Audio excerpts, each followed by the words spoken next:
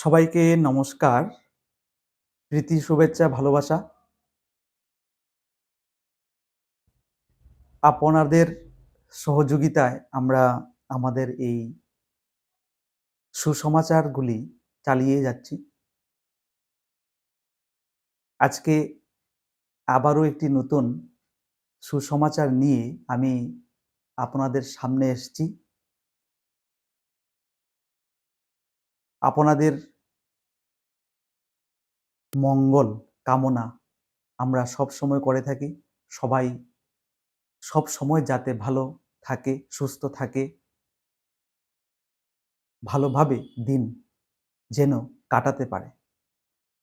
তো এই কথাগুলো নিয়ে আজকের আমাদের যে টপিক, আজকের আমাদের যে সুসমাচার বাইবেল থেকে, সেটা হচ্ছে জন লিখিত সুসমাচার। আর এই জন লিখিত সুসমাচারের অধ্যায় 5 এবং পদ 1 থেকে 16 পর্যন্ত আমরা পড়ব এবং এর বিস্তারিত জানব। তাহলে আমার প্রিয় ভাই বোনেরা, আজকে আমাদের এই সুসমাচার শুনতে থাকুন এবং দেখতে থাকুন, ভালো করে বুঝুন। আমরা যদি অধ্যায় 5-এ যাই, আমরা দেখতে পারি যিশু আরেকজন রোগীকে সুস্থ করেন ও উপদেশ দেন। এখানটায় পদ 1 থেকে আমরা যদি শুরু করি তাহলে আমরা পাই, ইহার পরে যিহুদীদের একটি পর্ব উপস্থিত হইল, আর যিশু জেরুসালেমে গেলেন।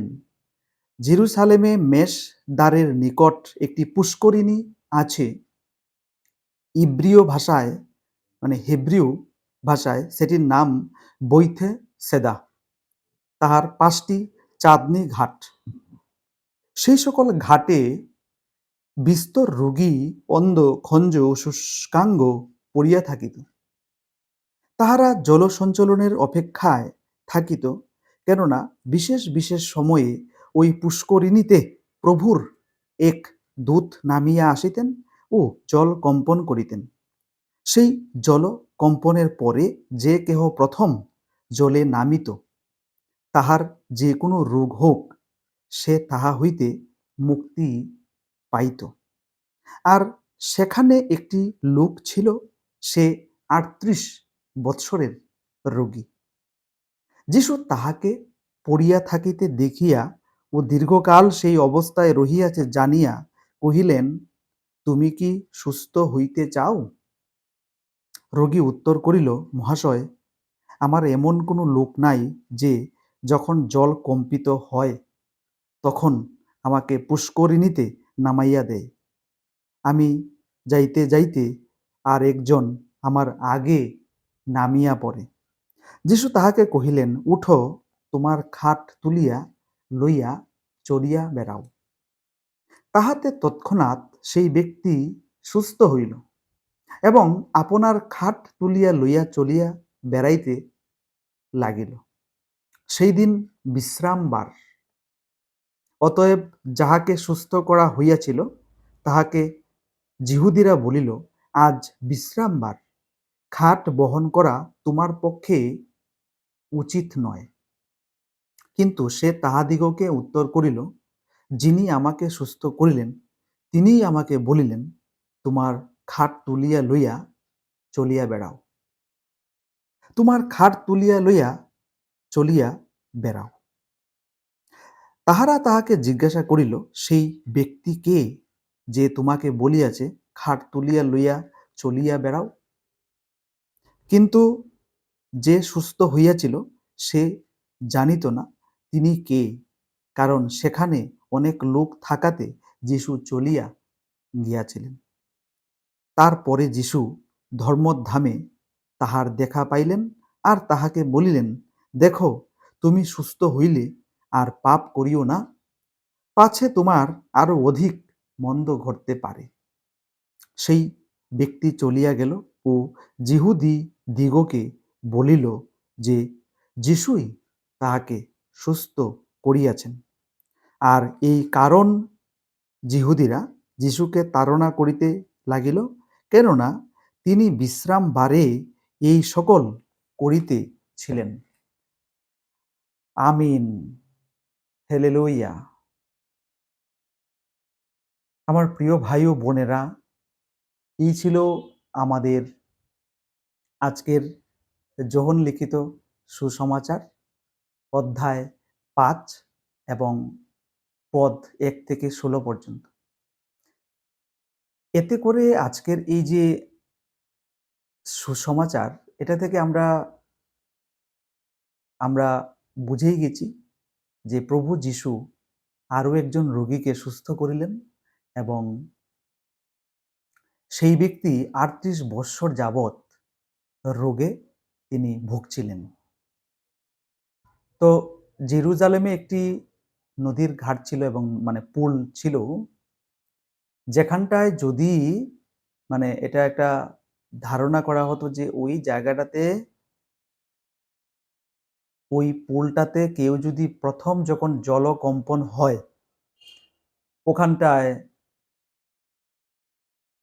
কোনো প্রভুর কোনো একজন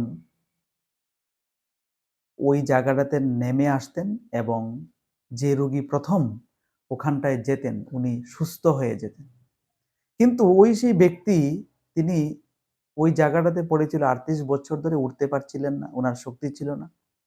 যিশু তাকে দেখতে পেলেন এবং ওনার সম্পর্কে জেনে বুঝে উনাকে প্রশ্ন করলেন যে তুমি কি সুস্থ হতে চাও? তখন ওই ব্যক্তি তার ঘটনা বলি প্রভু যিশুকে বললেন এবং প্রভু যিশু তৎক্ষণাৎ ওকে নির্দেশ দিল যে তুমি তোমার খাট নিয়ে তুমি চলে যাও। এবং ওই সময়টাতেই ওই ব্যক্তি তৎক্ষণাৎ সেই ব্যক্তি উঠল এবং ওনার খাট নিয়ে সেখান থেকে চলে যেতে সাধ্য হলো তার। ওই জায়গাটাতে ওই ব্যক্তিটা, ওই অসুস্থ ব্যক্তিটা, যিশু যখনই বললেন যে তুমি তোমার খাট নিয়ে চলে যাও, ওই ব্যক্তি সুস্থ হলো এবং চলে গেল। তো এই জিনিসটা দেখে যিহুদিরা খুব চটে গেলেন, রাগ করলেন, ক্ষোভের সঞ্চার হলো যে যিশু বিশ্রামবার দিনে ওনাকে এক তো ওনাকে ভালো করলেন, ওনাকে সুস্থ করলেন এবং অন্যদিকে ওনাকে খাট নিয়ে যাওয়ার জন্য উপদেশ দিলেন। তো বিশ্রাম বার যেটা সাব্বাত, এই বিশ্রাম বারে উনি কিভাবে প্রভু যিশু কিভাবে একজনকে সুস্থ করতে পারেন এবং কোনো কিছু বহন করার জন্য নিতে পারেন, এই বলে ওনারা খুবই রাগান্বিত হলো প্রভু যিশুর উপর। কারণ যখন জানতে পারলো যে প্রভু যিশুই ওই ৩৮ বছরের রোগীটাকে ভালো করে দিলেন, তখন ওনারা ক্ষেপে গেলেন প্রভু যিশুর উপর। প্রভু যিশু যে জায়গাটাতে গেছেন, যেখানটায় কোনো রোগী পেয়েছেন, কোনো কাউকে সুস্থ করতে হবে, কোনো কাউর শরীর থেকে ভূতকে মানে খারাপ কোনো কিছুকে বের করতে হবে, এই রকম করলেন। প্রভু যিশু কোনো ব্যক্তিকে যখন দেখতে পেলেন যে উনাকে আমার ভালো করতে হবে, সুস্থ করতে হবে, তৎক্ষণাৎ তিনি ওকে সুস্থ করে দিলেন। তাহলে উনার ক্ষমতা, উনার শক্তি, উনি আমাদের মুক্তিদাতা, উনি আমাদের ত্রাতা, উনাকে আমাদের বিশ্বাস করতে হবে, উনাকে আমাদের ভালোবাসতে হবে, পূজা করতে হবে, তবেই তিনি আমাদের পাশে আসবেন। তিনি আমাদের মনের কথা জানেন, তিনি আমাদেরকে বুঝেন।